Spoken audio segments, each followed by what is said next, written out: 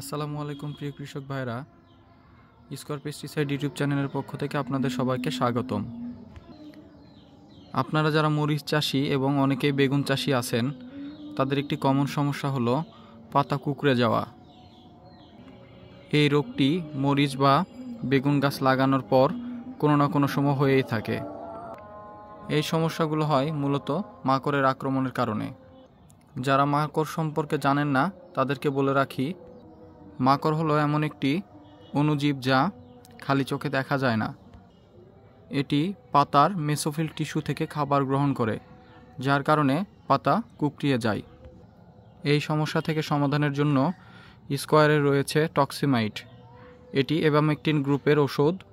এখানে রয়েছে 1.8 ইসি।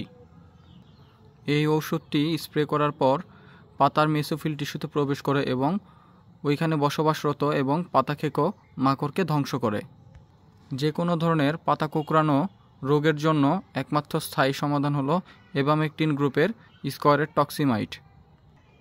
যাদের বিভিন্ন ফসলে কুঁকড়ানোজনিত সমস্যা রয়েছে, তারা নিঃসন্দেহে স্কয়ারের এই টক্সিমাইড মেডিসিনটি ব্যবহার করতে পারেন। আপনাদের জমির পাতা কুঁকড়ানো রোগ সারানোর জন্য টক্সিমাইড এবং সাথে যদি আপনারা চিলেটেড জিঙ্ক ব্যবহার করেন, তাহলে পাতা কুঁকড়ানো থেকে নিস্তার পাবেন ইনশাআল্লাহ। প্রতি লিটার পানির জন্য টক্সিমাইটের মাত্রা হলো 1.5 ml পার লিটার, অর্থাৎ প্রতি ড্রামে অর্থাৎ জারিকেনে 16 লিটারে 25 ml। এবং চিলেটেড জিঙ্কের ডোজ হলো প্রতি লিটারে 1/2 গ্রাম। আপনারা যারা চিলেটেড জিঙ্ক ব্যবহার করবেন তারা অবশ্যই প্রতি লিটারে 1/2 গ্রাম অর্থাৎ 16 লিটারে 8 গ্রাম ব্যবহার করবেন।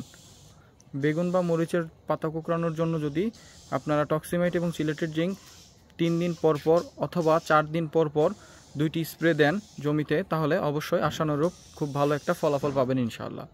ভিডিওটি যদি আপনাদের কাছে ভালো লাগে তাহলে ইউটিউব চ্যানেলটিকে সাবস্ক্রাইব করে যাবেন এবং পাশাপাশি বন্ধুদের সাথে শেয়ার করতে ভুলবেন না।